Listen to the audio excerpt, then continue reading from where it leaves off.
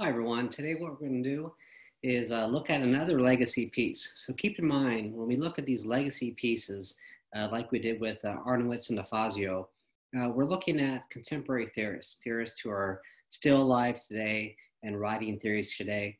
They're just carrying on the legacy of past theorists. So kind of updating and applying past ideas to our worlds today. So in doing so, we're looking at how the Adlers are updating and applying the ideas from Cooley and Mead to our lives today.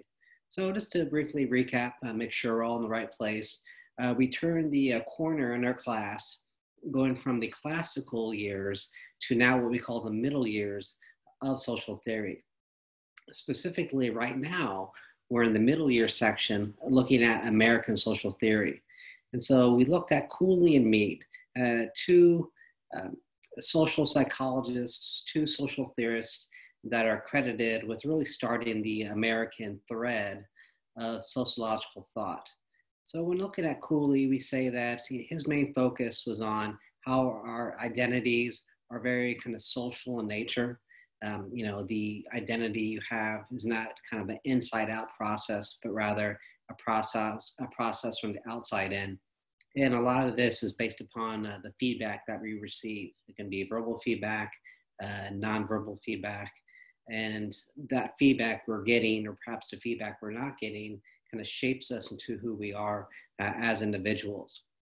And we also talked about how primary groups, those kind of most close to you, are the groups most responsible for creating the sense of self. So you get feedback from many different directions, but most feedback we receive, we kind of push off. It's only the feedback we receive from our primary groups that has a heavier influence on who we are, how we see ourselves.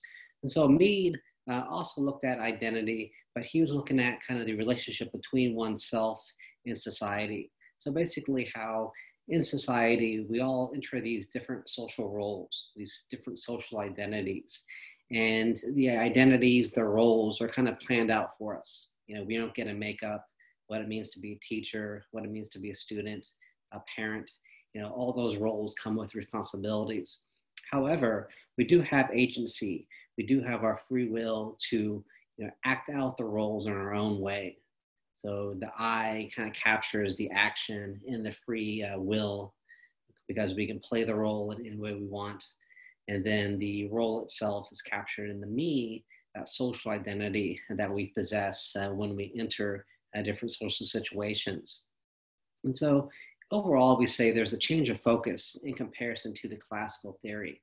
Now we're looking at more the micro level. Now we're seeing a higher emphasis on agency compared to the classical theorists who had a higher emphasis on social structures such as capitalism, such as culture, and they had a higher emphasis kind of that top-down approach, the macro directional approach. So what we start to see here in the American social thought is the driving force, kind of why it is the way it is for the theorist, goes back to people trying to minimize psychological tension. So go back to Mead and why he believes people try to live up to the expectations attached to the roles. Because when we do live up to expectations, when we do what we're expected to do, then we have a peace of mind. But when we don't live up to expectations, when we are not doing what we're expected to be doing, that's when the tension will emerge. And we'll see psychological tension come back in the Adler's piece today. So Patricia and Peter Adler, again, are contemporary social theorists. They cross over into criminology because a primary focus of theirs is social deviance. And what we see today is a piece, what we call an ethnography. They follow around a college basketball team.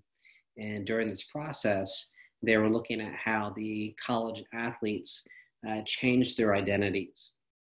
And so here again, we're seeing kind of an updating of Cooley and Mead when it comes to such things as that looking glass self being applied to the athletes, and also kind of that idea of the I and the me, who am I expected to be and how I try to meet those expectations. And so, one main difference you see here is the attention given to media. Because when Cooley and Mead were living and writing, media did exist, but not to the extent that media exists today. Media has a much more powerful influence on society, on individuals in society today, compared to when Cooley and Mead were writing. So that's kind of one kind of updating of the theories, of the ideas, is kind of bringing the media today into the fold and recognizing how the media can really influence one's sense of self. And so, again, we'll see that role of psychological tension, kind of like with the Marx and the neo-Marxist. That same driving thread is capitalism. Here, when we get to the American theorist, that same driving thread is going to be the minimizing psychological tension. And so, getting into the theory, looking at the gloried self. Again, it's kind of an interesting study they did, looking at these different college basketball players and how their self kind of changes, how their self evolves over time. So the first thing I want to bring to your attention is that for the first time this semester, we have a theory of self-change. So we had two different theories of social change. We had the Marx piece, Communist Manifesto, the Durkheim piece, the normality of deviance, morality of crime. And those things, they're both looking at social change on that macro level. But now, getting over to America during the middle years, the focus is more on that micro level, looking at the individual identity change, self-change. So what we can say is they're trying to explain the emergence of the gloried self, basically how one's identity, how one's sense of self becomes glorified.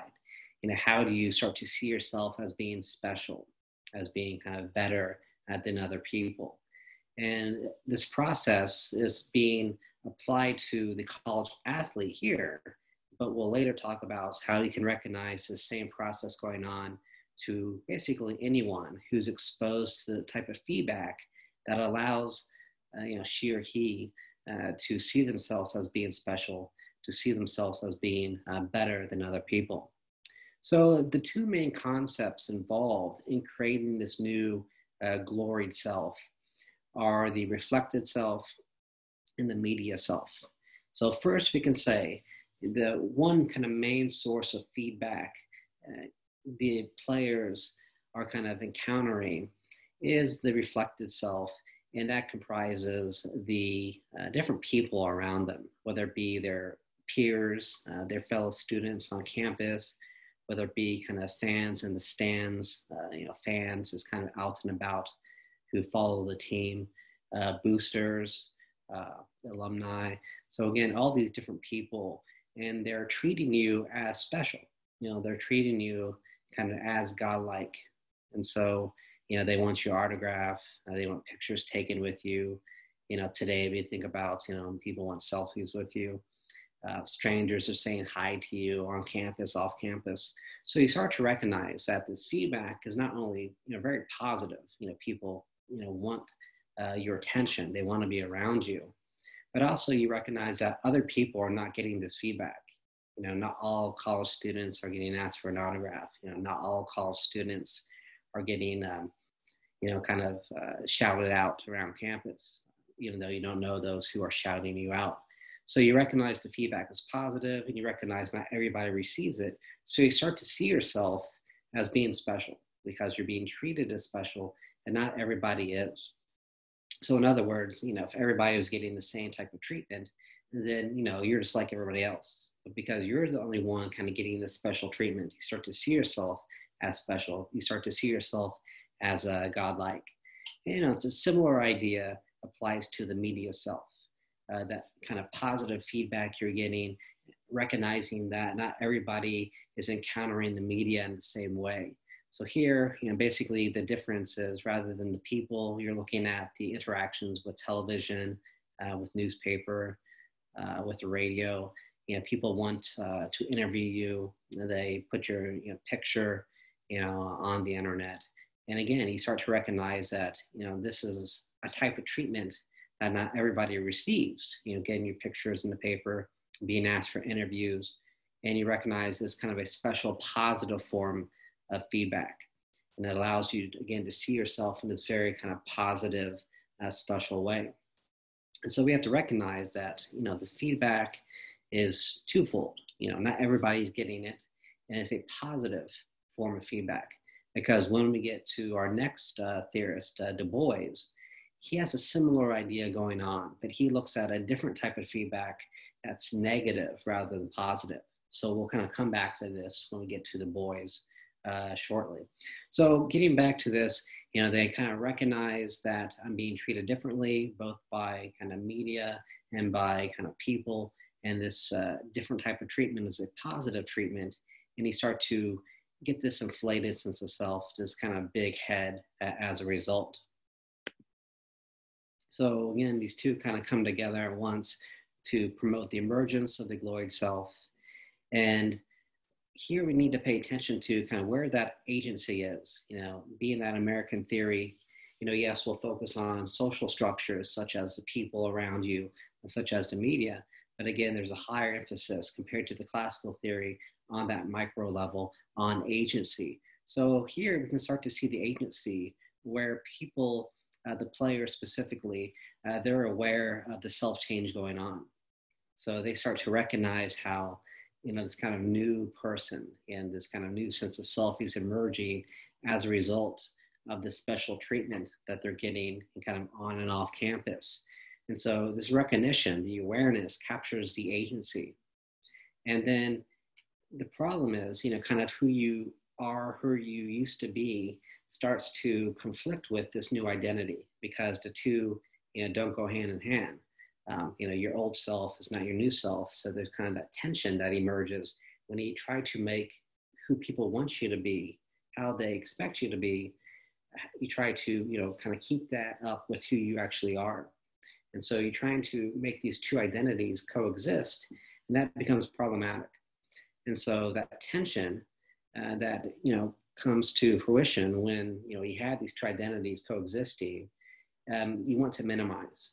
So again, who am I, who am I not? People want me to be this person, but I'm really this person. So to minimize that conflict, to minimize that tension, the players begin to kind of give in to the new sense of self. And so again, we see some agency when the players are aware of how others expect them to be. So they start to live up to those expectations. And when you start to give in to this new sense of self, two things happen. First, it's a very positive sense of self. You're being treated specially, so you feel special. But the second thing is when you kind of give in to the new identity and embrace it, you kind of push the old identity away. And when you push the old identity away, you only have kind of that one new identity, the gloried self, and that minimizes that psychological tension. So again, here's that driving force. We're motivated to minimize psychological tension. So that is why it's basically give the people what they want. You give into that new gloried self and kind of push away your old self. And so there are consequences, both kind of short-term and long-term consequences that the Adlers talk about for the athletes. Short-term, you kind of lose a sense of what's important in terms of your close friends you had before, the studies that you need to be doing as a college athlete, students, athletes. And so when you kind of push away, the people that you kind of used to know, when you start to minimize the importance of your studies, those are kind of short-term issues that tie into some of the longer-term issues as well.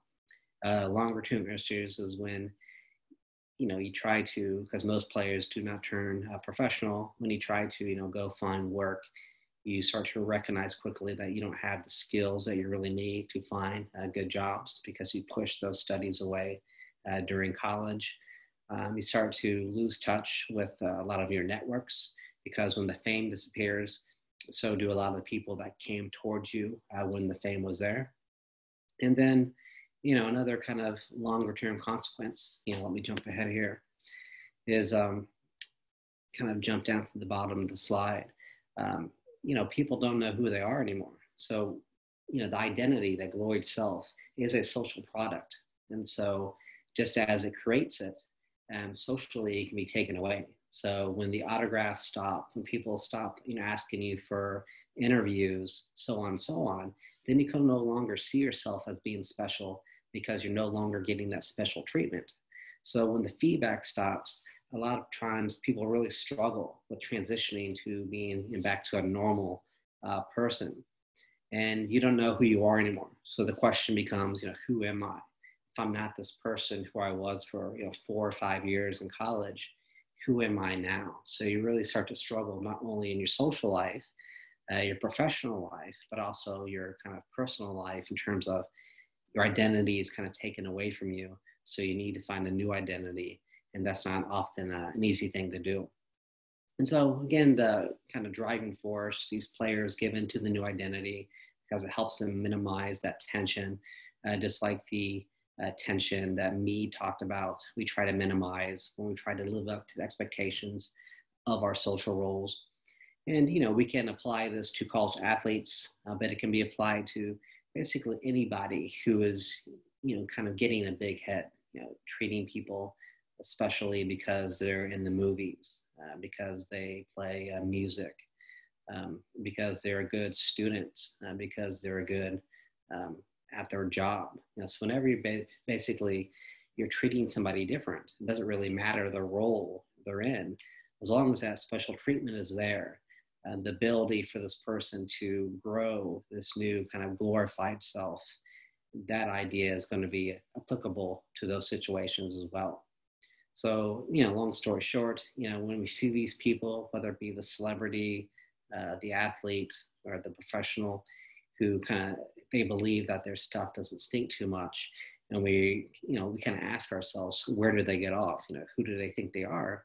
Usually, the answer is it's more about other people treating you like you're special. Then you begin to see yourself as special. So this process is not because a person was born a certain way or has a certain attitude. The process is more a social one, where people treat you a certain way, and based upon that treatment, you start to develop these new kind of self attitudes, and based upon this new gloried self. So again, you can start to recognize why people start to have hard times when the fame is taken away.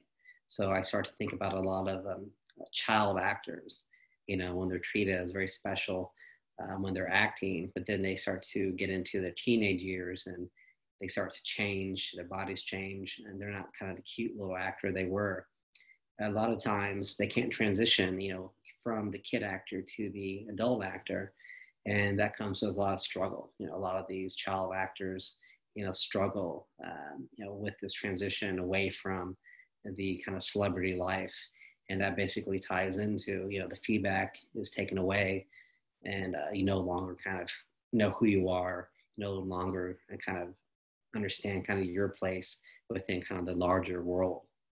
So that's what I wanted to do today, kind of look at this legacy piece and how the Adlers kind of are updating and applying concepts from Cooley and Mead to our lives today. And again, it's very applicable in a sense. We can now recognize how these people who maybe seem normal at first start to get these big heads, but also we can recognize when that treatment is taken away, how they struggle as a result. So we'll leave that there. We'll continue the American social thoughts in our next piece. And in the next piece, we'll go back to the middle years, kind of where we started in this section of the class.